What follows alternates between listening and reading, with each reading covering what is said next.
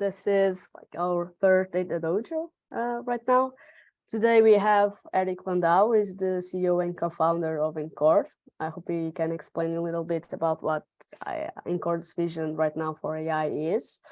We're actually having fun, a lot of fun today, because we are exploring this thing that has been on everybody's mind for the last couple of months, I guess, ChatGPT. People are using it to create content, to write some blog posts, or at least unblock some type of ideas. But as developers, this is also interesting to understand how can it help us build faster code, or even get some ideas to improve our current code. So what Eric will teach us today is how we can leverage the power of ChatGPT to improve actually a computer vision model. So I hope you guys enjoy this. And Eric, it's up to you. You can take it from here. Thank you so much. Yeah, thanks a lot, Miriam, and thank you for the introduction. And welcome, everyone. I'm very excited today to share some of the learnings that we had when we tried using ChatGPT to improve a computer vision model. If you have any questions during the talk, just drop them into the chat. I'll try to be looking at the chat. Otherwise, we'll have a Q&A at the end to go over anything that's remaining, but happy to just see the questions as they're flowing in through the presentation. So first, a quick intro on myself and Encord. So I'm Eric. I'm the co-founder and CEO of Encord. I've historically been focused on the research and development side of the business, and am very focused on a lot of our active learning toolkit at the moment. So Encord, we are an active learning platform for computer vision. So we help companies and institutions and groups that are building AI models, evaluate their training data sets, manage them, annotate them, and build active learning pipelines so they can get these models working properly in production. So we work with some of the leading players in computer vision across multiple verticals: healthcare, retail, autonomous vehicles, agriculture, etc. And so are in a very privileged position because we get to see a lot of the cool things that are happening in AI at the moment. And we have a team from some of the best companies and universities. So one of the reasons that we're extremely excited about where AI is now, because it's almost like the future is already here. And you can see the graph on the left where there's this exponential rise in papers that are being devoted into machine learning and artificial intelligence. We're about 10 years into the deep learning revolution, and we've already seen a massive proliferation of use cases and applications. So right now, AI feels like the place where a lot of very talented minds are putting their mind share, and you can just see the progress and the pace by which it's moving. Historically, there's different fields that have different places where a lot of smart people would be be working and be applying a lot of their thought to. Maybe like 50-60 years ago would have been physics, and then 20-30 years ago is finance, and it really feels like AI is in that spot now.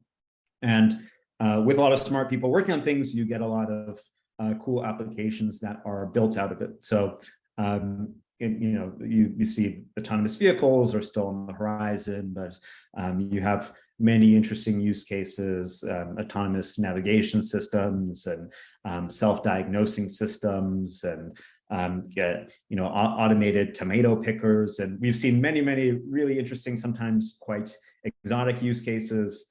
The one that I usually like to quote is a company that is quite successful that does facial recognition for cows.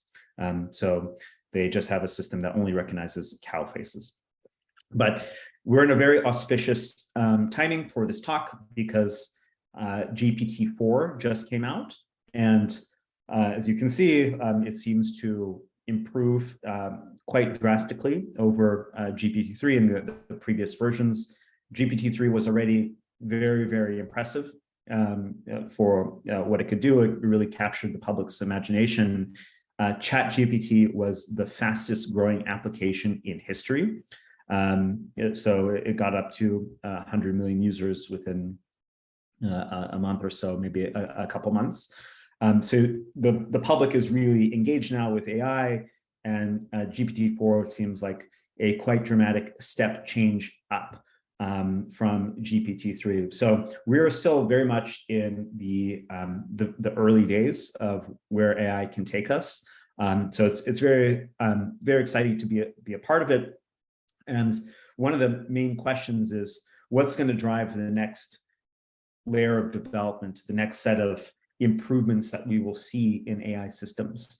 And that comes down to this very hard question of, can AI be used to improve AI? Because once you get into a situation where you have this self-reinforcement cycle, where you have an AI system that's developed and can kind of improve itself, then you can get this positive reinforcement loop where these systems get very, very good, very, very quick.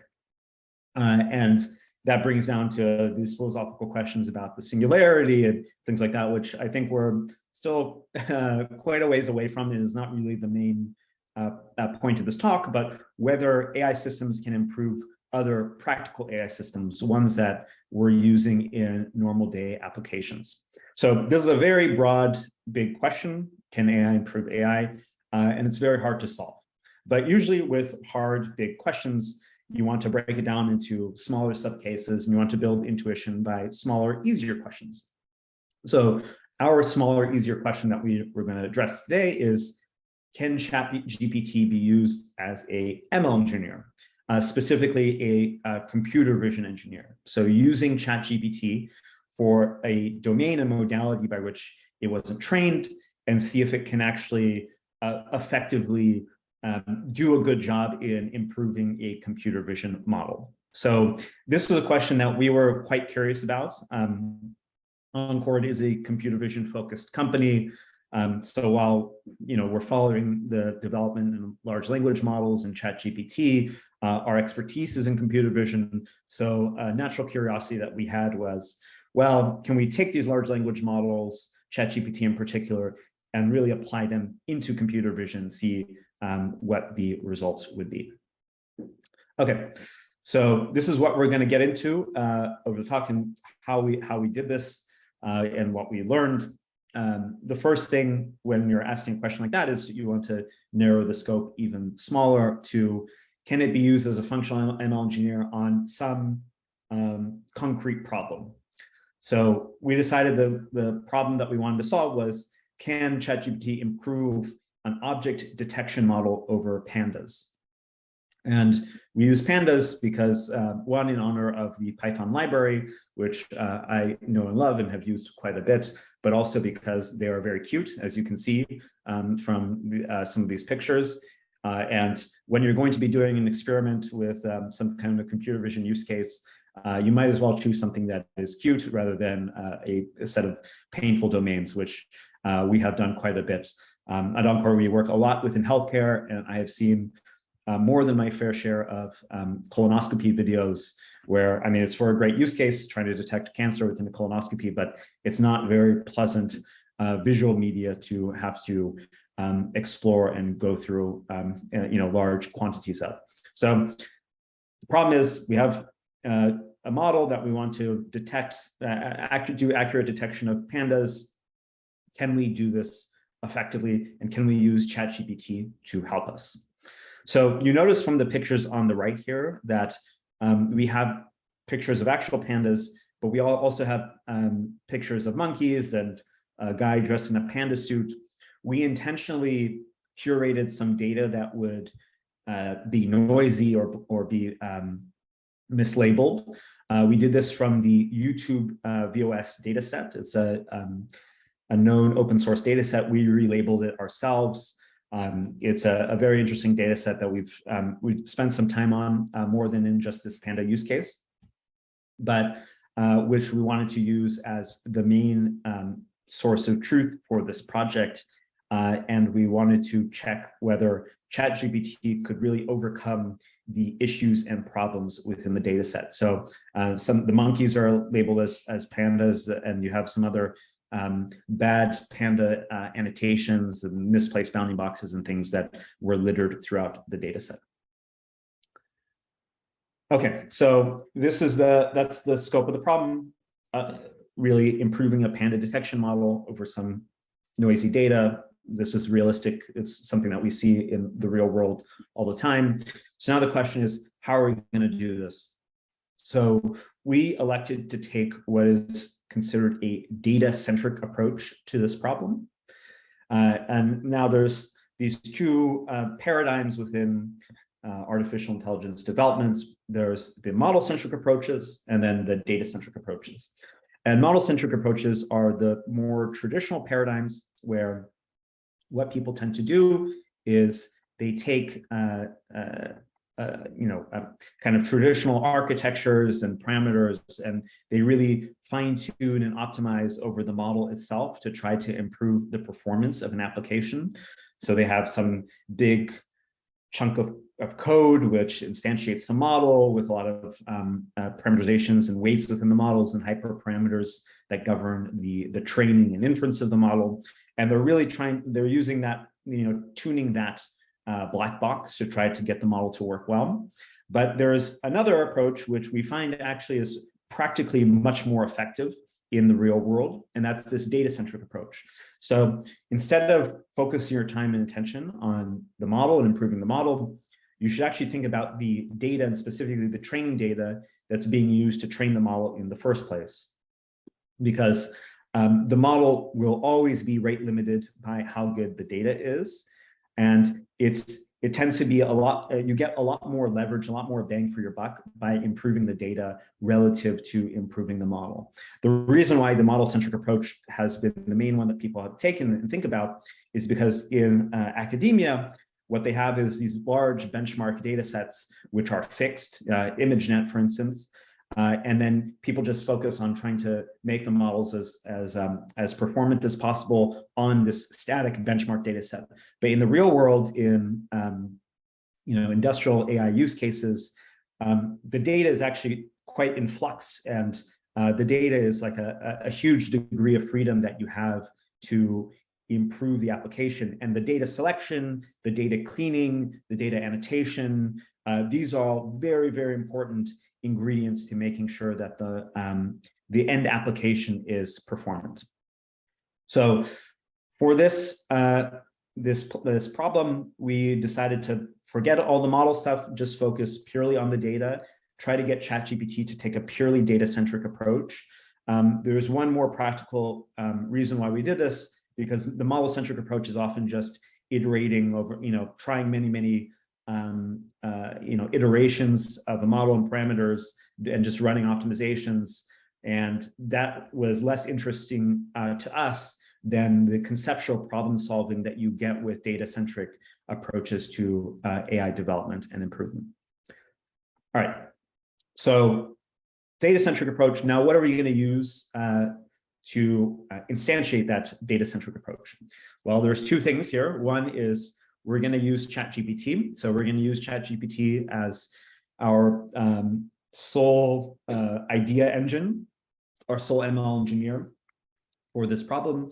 And then we're going to use our internal data-centric tool called Encord Active. It's an open source tool to really improve the data and to instantiate ChatGPT's ideas that it comes up with as it's going through the problem. So to get into what that looks like, we'll also contrast how people are taking these data-centric approaches now compared to the main ways that they could be. And a lot of it being done now is de facto by just visual inspection. So people just go through and look at individual images for things and try to find errors, and they'll come up with their own ad hoc heuristics and methods and scripts to find different ways to curate the data, or to find labeling errors, or to optimize the data selection and sampling. And it's not very systematic. Versus the way that Encord Active does it is they do it with this method called quality metrics. So these quality metrics are parameterizations over the data labels and model predictions.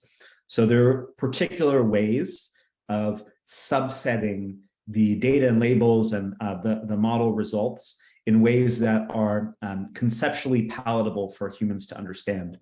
And we'll get into what this means in a second, but this tends to be quite useful because you can really start looking at slices of your data in ways that are categorically interesting and maybe semantically relevant for the particular problem that you are working on. So the problem with doing this kind of ad hoc individual investigation is that it doesn't scale for large data sets. We see it's often done for side projects and student projects, but it's not something which will work for a real practical use case. So instead, we're going to take this quality metric approach, which is for more kind of production scale AI applications. And we're going to expose ChatGPT to this quality metric approach. And the main tool that ChatGPT will have for this, this problem is to develop and reason about what quality metrics actually matter for this problem. So to go into some examples of what a quality metric are, as I said, they're parameterizations or indexes really over the data labels and model predictions. And they can be quite general or quite arbitrarily specific. So some example ones that we've seen in a lot of use cases are things like the brightness of an image. So parameterizing how bright an image is within your data set can be quite useful, or looking at the closeness of an image to its nearest neighbors within that data set is another parameterization which would be quite useful to manipulate, to navigate, and visualize. Some of them can be over the label specific qualities. So if you have bounding boxes, an example quality metric is the aspect ratio. So the ratio of how skinny to how wide, how tall to how wide a bounding box is, which again can be quite useful for particular applications. So what Encord Active has natively is it has a collection, a library of these quality metrics which you can draw upon. But what's interesting is actually writing new quality metrics and ones which are specific to a problem that you're working on. So to give an example here of the aspect ratio quality metric in the tool, we can see navigating through the object aspect ratio of the bounding boxes. So as the data is ordered as per this aspect ratio quality metric, so the ones at the left-hand side of the distribution will be skinny bounding boxes, and as you traverse the distribution, they'll get wider. So you can see this is what it looks like from a visual perspective for a person, but of course, ChatGPT won't have access to this, this visual perspective. It will be doing all this stuff through code. All right. One other component on the quality metric side is that what the tool naturally does is that it breaks down the model performance as a function of the quality metrics. So you can see how well the model does for the different quality metrics that are run over a specific project. This is what it looks like in code form. So if implementing a new quality metric, and this is the main portal that we will have for ChatGPT. So ChatGPT will essentially be creating its own quality metrics and ideas of how to use quality metrics to improve the object detection problem here. So what you're seeing now is the main tool that we'll have in the problem that we tried. All right, so that's all the setup, the problem, the tools that we use. Now let's go through how we're actually going to do this. And I think that's where it gets a little bit more interesting. So with any data science problem, the first thing that you want to do is you want to establish some initial benchmarks. So what we did is we said, well, how well can we just create a random panda object detector model from randomly sampled data that we have, noisy or unnoisy. Then the second thing is specifying the problem that we have to ChatGPT and asking it for ideas to improve the data cleaning, the label selection process, the ability to find label errors, again, through this strategy of quality metrics. Then we don't want to write these quality metrics ourselves because ChatGPT is the ML engineer here. So can we have it actually write the code to generate these quality metrics for this problem? And then we'll use the ideas that it came up with and the code that it came up with to curate new data sets and new labels for training a model on better data. And then we'll go and just evaluate how well the model did compared to our benchmark. So on the bottom here is the chart, again, re-emphasizing this data-centric approach, where what we're going to keep fixed here is we're going to keep the same exact model, same exact hyperparameters, same number of epochs, same batch size. All these things are going to be fixed for all the experiments that we're going to do. But what we're going to change is we're going to change the data that's being fed into the model and the labels that are going to be fed in the model. And we're going to change those by the quality metric approach driven by ChatGPT.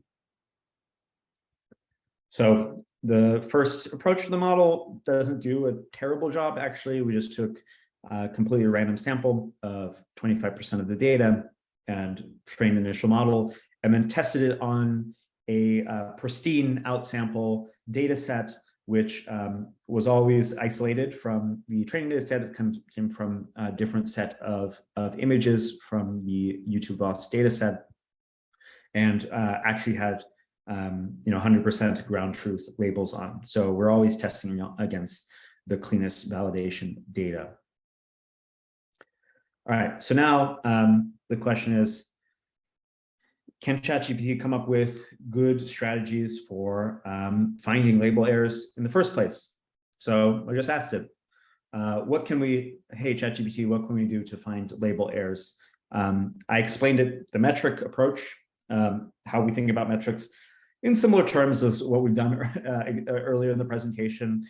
And with that context, tried to ask it what it could, different ways which it could apply these metrics and strategies to improve the data and label sets.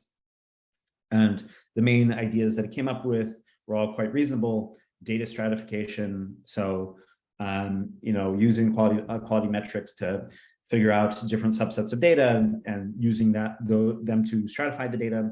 Then error removal, so coming up with quality metrics which correlate to potential errors in the labels, and just relabeling explicitly. So for this particular problem, we didn't want to have any manual intervention, so we didn't want to send anything back for relabeling. And the main strategy that we decided to go with, again, from ChatGPT's guidance, was this error removal idea. So using the quality metrics to find bad labels, and then curating the data based off those and trying to remove the errors. All right, so now we want to come up with ways of finding bad labels or labels which are going to confuse the model. Can it come up with specific quality metrics to this problem? So again, ask ChatGPT, do you have any panda specific metrics you can come up with? And it came up with a lot of pretty interesting ideas.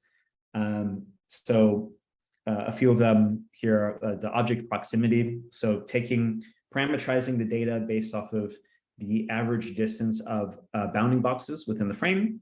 So you take the center of each bounding box, and there's a distance metric that you tag a particular image with, and you can sort all the images by this distance metric. The reason why this could be interesting is because if this distance metric is small, then probably what you have is bounding boxes overlapping each other, in which case the model will probably not do a very good job. So it's quite a interesting and relevant idea for a metric. Then the object confidence score, this is something that you see very frequently in ML engineering, is just using a model, maybe like a suboptimal model, and using the confidence scores of that model to parameterize all of the data or any new data to see how likely that model is to get that data correct according to the model's own internal calibration.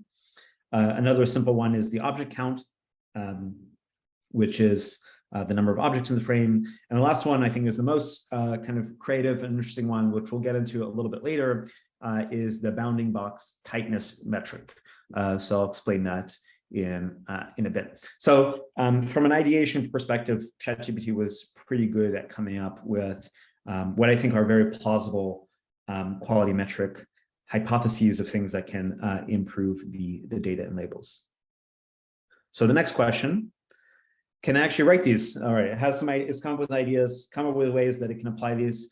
Can it write the code to do it? So I was very encouraging to ChatGPT over. It was a long conversation, so we became buddies. I said, "Oh, I like your object proximity idea. Can you actually write it in practice?"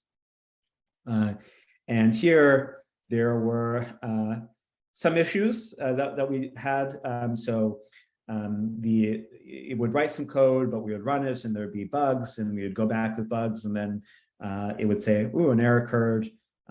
Try refreshing your browser." You'd refresh the browser, and it wasn't very consistent or reliable with respect to both the availability, which of course that's not a too interesting a problem. OpenAI is getting an influx of requests for ChatGPT usage, but also in terms of the quality of the code that was being written. So, ChatGPT in this case, it is an ML engineer, but it's an ML engineer that is really isolated from the rest of the team, that has only access to a Slack channel, and is very, very inconsistent and unreliable. He'll just go on vacation and not go and finish the job, and will write a little bit of shoddy code. So for the actual instantiation of the metrics, what ended up happening for us was we had to go in and debug a lot of the code and make sure that it got running properly. So the ideation, pretty good. The coming up with the metrics, pretty good. Writing the metrics, still some left to be desired for this experiment. All right, now the bounding box tightness, going into this particular metric, because I think it's just personally quite interesting. One thing that we prompted it in our conversations was using classical computer vision techniques to try to find potential errors in the labels. And what I knew from the way that we were labeling the data set and all the errors that were being introduced was there's a lot of examples where a bounding box was not tight around an object, but was very loose. So you'd have a panda in the center here and like a very big bounding box around it, which when you're training a computer vision model in a lot of contexts, you don't want this extraneous background information to be used in the training of the bounding box. It can cause false correlations between what the model is trying to detect and what the model thinks it should be detecting. So you want to try to find ways in which you can find these bad bounding boxes and find better tight ones. So one really interesting idea, which kind of came through some iteration with ChatGPT, was using classical computer vision method to detect internal contours within the bounding box. So just classical contour detection that you would have seen 30 years ago in a computer vision textbook. And then looking at the main contours and looking at the aspect ratio of that main contour compared to the aspect ratio of the bounding box. And when there's a deviation here, it's likely that the bounding box is not tight around the object. Because imagine, you have a big, wide, square bounding box, but you're detecting a panda or a person which is upright, and the contours will draw this upright, type of template around the object. But the bounding box will not have the aspect ratio which matches that, which probably means that the sides of the bounding box are extraneous information. This is the quality metric that we ended up finding was the most relevant for improving the quality of the labels.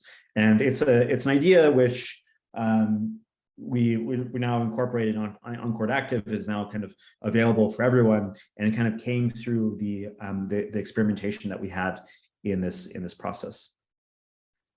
So using all of these metrics and the debugged code, we went and we curated the data.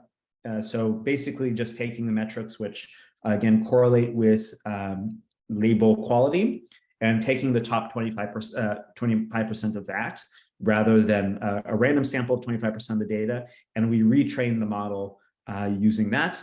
The main factor here was this bounding box tightness quality metric. And then with this, we found a pretty substantial improvement in the quality of the outsample validation set of the model. So you can see on the left here, the model improved in precision, but also quite a bit in recall against the random sample of 25% of the data. So it was it's quite interesting because it's hard. It's very hard. I don't know how many people have built computer vision models, but it's very hard to get improvements of this level when you're working in practice. So those were the results. And what did we learn from all this? Well, okay, can ChatGPT be used to improve an AI system? The answer is yes, for sure. We found that it improved in this particular model. It gave us ideas which are quite interesting, which we can repurpose and reuse for other use cases. Can it be used with minimal human guidance? No. So one of the hidden factors in all of this throughout the experimentation is that there was quite a lot of back and forth with ChatGPT, a lot of implicit human guidance, even in the types of questions that were asked of it. Because even this bounding box tightness metric, it came from this kind of iterated answers, and you could see that it was kind of cajoled eventually into this particular implementation, even though it came from its own ideas. It was not out of thin air. It came with a lot of kind of implicit human input. So for this version of ChatGPT, at least it's ChatGPT 3.5, not GPT-4, we found that there was a lot of human overhead here. And then furthermore, in actually writing the code and in writing bug-free code, that required a lot of human input as well, because the code templates and things that it would write, it just would not work out of the box. So what is the future of this AI-assisted AI development? I think it's going to be very similar to AI-assisted creative work and AI-assisted high-level cognitive work, where what's going to happen is a lot of the grunt work that's going to be that's normally done by people now will be taken care of by these AI tools, and a lot of the kind of base level generation of ideas. But humans will still operate in this editorial capacity. So curating the work that's being done by ChatGPT and these other models and large language models that will come after. And we found that this was very much the case for this application, where it came up with a lot of ideas, it came up with some code, and really the human came at the last moment to kind of mold these things into a practical application and stuff that would work in the real world. We'll see how the next batch of large language models come in, ChatGPT, GPT-4 included. We will refresh this experiment with GPT-4 to see if the added context that it has now, and also the multimodality, so it has some sense of what vision is, will substantially improve the results. So keep posted on what we find there. But until then, humans are not going to go anywhere. ML engineers are not going to go anywhere, but they have a very strong tool that they can use now to speed up the development of these projects and solve a lot of smaller problems. So this was the main the main thing that we wanted to go over. Happy to go through any questions that came up at any point in the presentation or any other curiosities that might be out there. Well, thank you, Eric, for this introduction. Let me see if anyone has a question. Please post it on the chat. You can also unmute yourselves or start your video if you want to ask some questions directly to Eric. Let me open just the chat. On my end, I have a few curiosities. I might see if I might say so. You passed through the learning, so that was mainly my points I was going to make.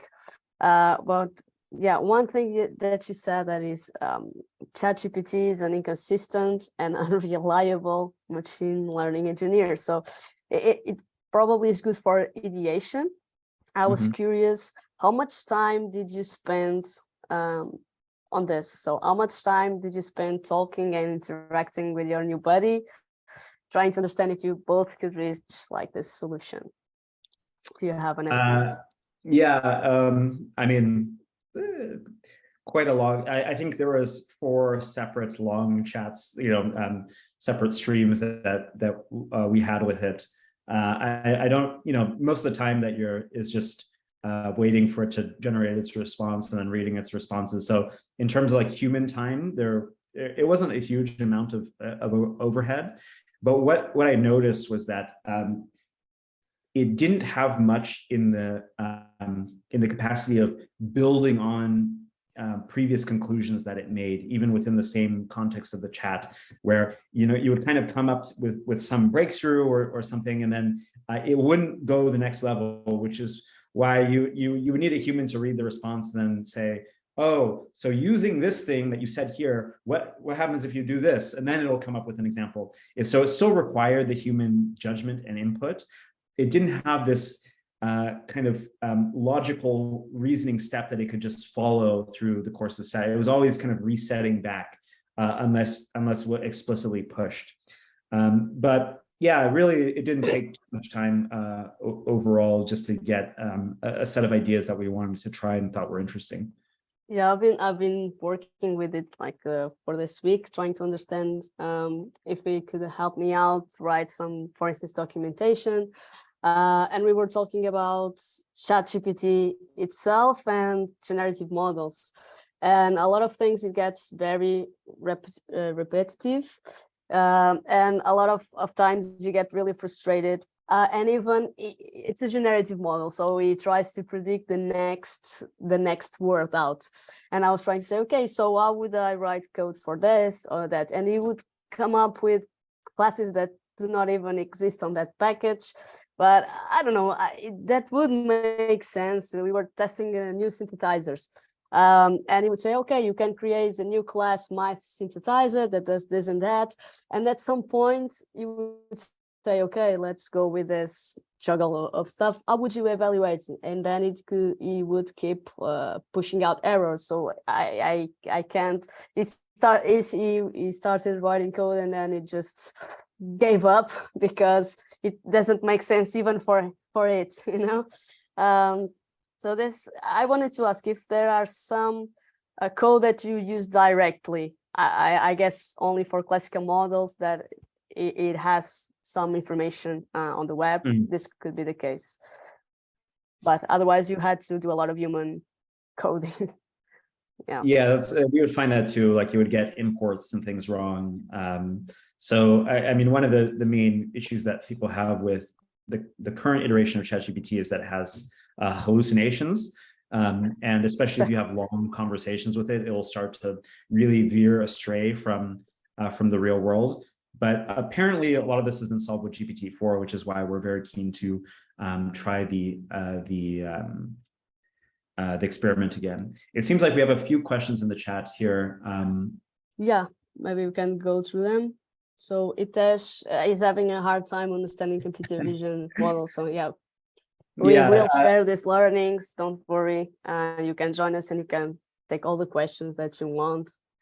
If you want to share something, Eric, on your site or your community, please do so. Yeah, We have in our blog a learning center as well for computer vision, and we have glossaries and things for a lot of the terms that I went over in the presentation. So that's a good place, a good resource to just learn more about computer vision and some of the ideas that we discussed. Got this particular one. So then you have like Ricardo.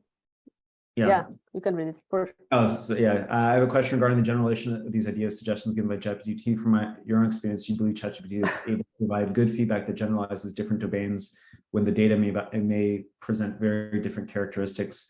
Yeah, I think this is why we wanted to try. It's actually the generalization is something I'm less concerned about. I was very curious if it would be specific. Because in the real world, solving ML engineered problems, they don't come from general solutions. They come from very nuanced, particular solutions, and really thinking through a problem in a deeper way. So I think ChatGPT is actually probably better for general use cases than for coming up with really kind of nuanced ideas. One example of this that we kind of saw through the course of the experiment was, if I'm doing something which is trying to detect pandas, the first idea that I would have would be, all right, well, pandas are white and black. So it's a very, most pandas, as far as I know. So one thing that you could do is just detect the number of white pixels, the number of black pixels within the box, and count those pixels relative to the size of the box. That would be, reasoning over the problem for a little bit. That would be the first thing that I would at least try. But ChatGPT didn't have any of these ideas. It didn't have like this kind of specific representation of what it was trying to do. It would first come up with very kind of generic ones for improving the model. So really, the quality of these AI assisted tools will come down to not how general they are, but how specific they are.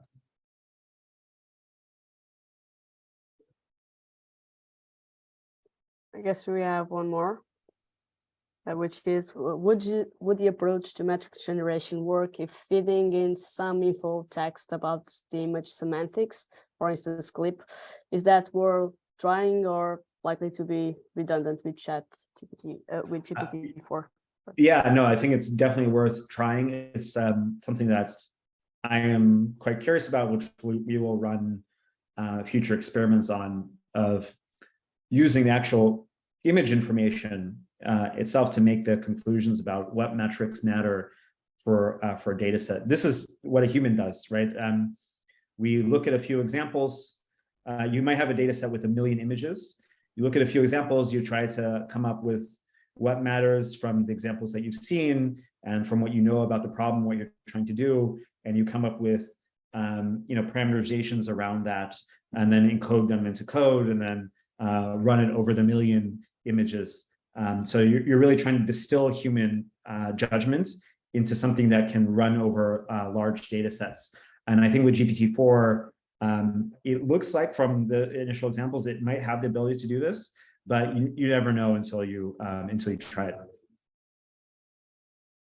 I have one final question, not to take too much of your time. It's more like a philosophical question, if you will. Well, you were saying that we can use ChatGPT, for instance, humans can curate the output that ChatGPT gives us.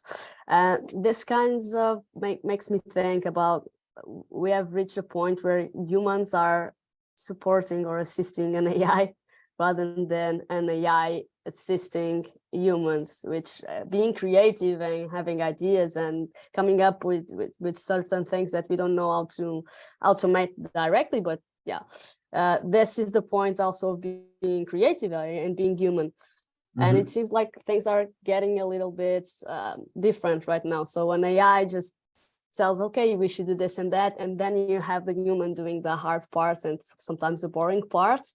Where do you see this going in the future years?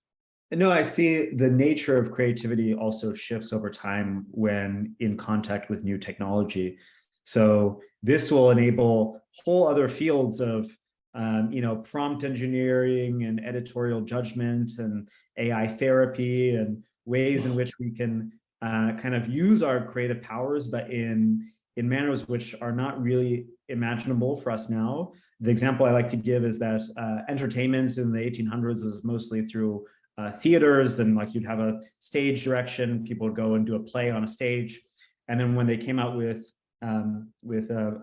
films and the ability to capture things, at first people were just literally capturing things on the stage, but then they realized, oh, we can actually start filming things outside of the context of the stage. And we came up with this whole new industry and a whole new ability to be creative with directorial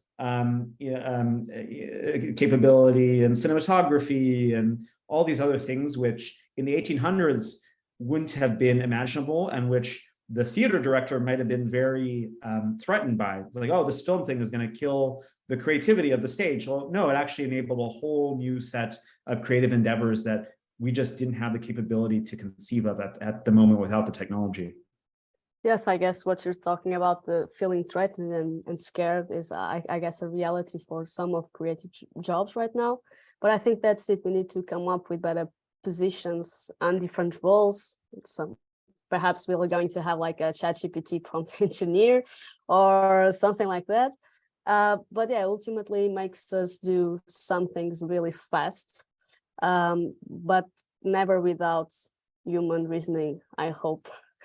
Yeah, I don't think the humans are going anywhere anytime soon. I mean, we've seen this again and again over in history, and I think this is just the newest iteration of adapt to it. Yeah, just like humans have a great capacity to adapt, and I think that's one of the greatest things about our species.